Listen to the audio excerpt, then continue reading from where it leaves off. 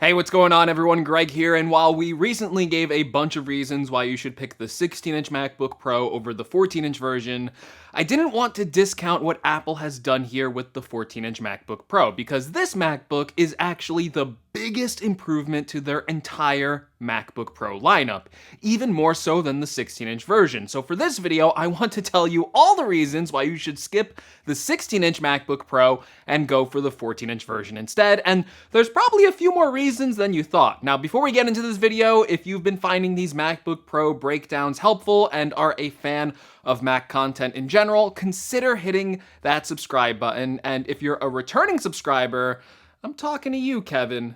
There's gotta be at least one Kevin watching my videos. Well, make sure you hit that subscribe button too. So why should you choose the 14-inch MacBook Pro? Well, for one, it's probably the better value and gives you more choice for customization over the 16-inch model. That's because on the 14-inch model, you can get the lower binned M1 Pro chips, and the starting price for this MacBook Pro starts at $2,000 rather than the $2,500 asking price of the 16-inch model. And you still get a lot of the great features on that lower end model, like the amazing mini LED ProMotion display and amazing audio of the 6-speaker system. What you lose out on this base model is actually in the chip department with an 8-core CPU instead of a 10-core. Now, while you might be worried about getting this lower binned M1 Pro chip, based on my testing, I found that even the 8-core CPU model performs extremely well. It's probably more power than you even need. And for specific tasks like video editing, the 8-core CPU performed almost identical in export times to the higher-end M1 Pro chip, thanks to that dedicated video encoder on the chip for H.264 and ProRes footage. Furthermore, depending on what you use this laptop for, you might not even need some of the higher end chips, because a lot of the improvements are actually in the graphics department with more dedicated GPU cores. So if you're someone that never utilizes the GPU in any of your workflows, you're kind of being forced into a higher end version of the M1 Pro chip on the 16-inch version, which means you're kind of paying for power that you will never fully utilize. On the 14-inch, you can still even get the higher-end 10-core CPU if you really need that multi-core CPU performance, and still opt to go for the 14-core GPU on this model, saving you $300 over the base model 16-inch configuration. Now, while most people won't need the power offered by the 14-inch M1 Pro or M1 Max chip, another reason to go with the 14-inch is because of the power, because this is the most portable and powerful laptop that Apple has ever made, and this smaller version of the MacBook Pro has received the most benefits year over year in terms of a performance bump. In fact, you can spec the 14-inch MacBook Pro to receive the same exact maximum specifications as the 16-inch model, with the M1 Max chip with the 32-core GPU, 64 gigabytes of memory, and 8 terabytes of storage. This is the first time you have been able to configure the 14-inch model the same exact way as the 16-inch model, and that is a huge win for people that like the smaller size of the 14-inch model, because you don't really have to sacrifice much power for portability, and often the reason I would go for the old 15 and 16-inch models is because I wanted the higher-end CPU and GPU, and really, that is just no longer the case here. Look at Apple's own charts when they tout the improvements of the performance enhancements of the M1 Max chip. You can see the performance improvements is off the charts compared to the old 13-inch MacBook Pro, especially in the GPU department, where the older 13-inch models had to use those crappy integrated Intel GPUs. So while the 16-inch may tempt you with some of the benefits we talked about in that other video, you have to realize how much of an improvement Apple has made here on the 14-inch model, and it exceeds in terms of performance compared to the older 13-inch models.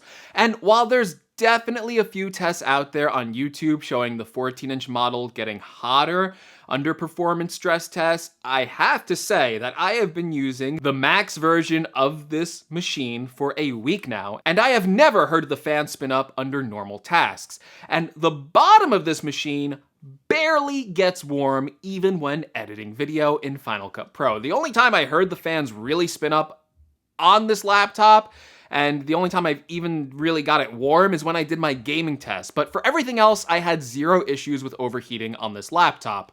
Perhaps the best reason to go with the 14-inch model is the increased portability over the 16-inch model. I actually think the 14-inch model is a really nice combination of screen real estate and portability, offering you more screen real estate over the older 13-inch model, yet still being perfectly portable and easy to toss into any bag. It's also easier to pick up and walk around the house with, even like holding it one-handed, and it fits more comfortably on your lap as a laptop. Now, the weight is also much better than the 16-inch. The 14-inch weighs 3.5 pounds, which is an increase over the older 13-inch model, but the 16-inch is like a battle station, weighing 4.7 pounds on the M1 Pro model and up to 4.8 pounds on the M1 Max model, which is more than a 1 pound difference in both of those models compared to the 14-inch, making it quite a lot to carry around with you. And if you hook this MacBook up to an external display for the majority of the day, it takes up less space on your desk, and the added display size you get with that external monitor, plus the mobility and portability of the 14-inch, really make it a nice combination for that setup. Another reason why I like the 14-inch MacBook Pro over the 16-inch MacBook Pro is that with the 16-inch MacBook Pro, you actually have to bring along a bigger power brick as well. So it's not even the portability factor just from the laptop's smaller size, but there's also a bigger power brick to bring along to make sure you're charging the MacBook Pro 16-inch at full speed. And another benefit of the 14-inch model is that to charge the 16-inch MacBook Pro at full speed, you do have to use the MagSafe port, whereas with the 14-inch model, with the 96-watt power brick, you can fast charge it using USB-C or the MagSafe connection. So there's a little bit more flexibility if you want to charge with max speeds on the 14-inch model. Now, despite being smaller in size, the 14-inch still packs in pretty much every feature you get on the 16-inch model as well. So you still get the mini LED ProMotion display, the 6-speaker system, all of the same ports that the 16-inch model has, the 1080p webcam, and even the excellent microphones. Now, yes, the 16-inch does have a few benefits going for it. Like, it does have the same speaker system technically, but the woofers on the 16-inch are bigger, which does provide richer sound overall.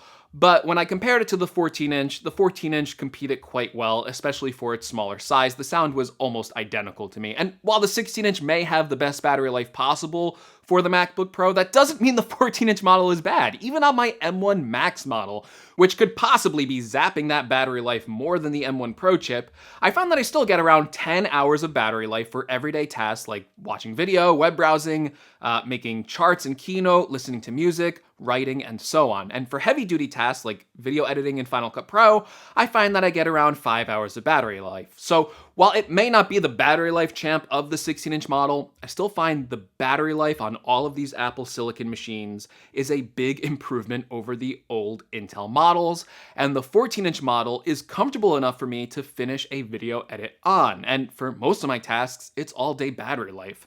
And when you really take a step back and look at all the capabilities and portability of the 14-inch model, this is a really compelling package because for the first time, you can get the smallest MacBook Pro and spec it up with the highest end configuration, complete with 64 gigabytes of memory, and you also get increased options and value on the lower end as well to help you save money. If you value portability and power, this is the best MacBook that Apple has ever made, with a screen big enough for me to comfortably edit on, and it's one of the reasons why I personally chose this as my main laptop. I got the maxed out version of the 14-inch MacBook Pro right here, and it is the ultimate portable powerhouse package. So that's why I think you should pick the 14-inch MacBook Pro over the 16-inch MacBook Pro. And it's honestly the laptop that I went with. But if you want the other end of this story and you want to know the merits of the 16-inch, well, you might want to check out my video over here. And hopefully you found both of these videos helpful, and hopefully it helped you pick the right MacBook Pro.